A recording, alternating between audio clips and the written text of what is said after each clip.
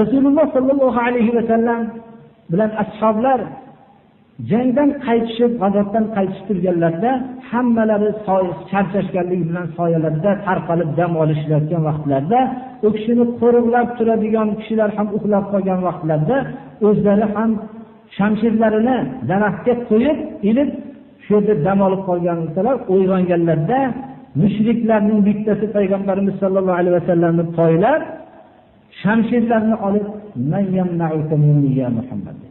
Mendan seni kim himoya qiladi dedi.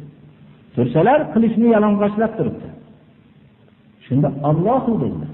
Alloh himoya qiladi. Hech kim yo'q. U ajablanib Alloh himoya qiladi deb turib, qo'li qaltiragan holatda qilich tushib ketdi. Shunda payg'ambarimiz sollallohu alayhi vasallam xotirjamlik bilan qilichni olib, "Endi seni kim himoya qiladi mendan?" dedi.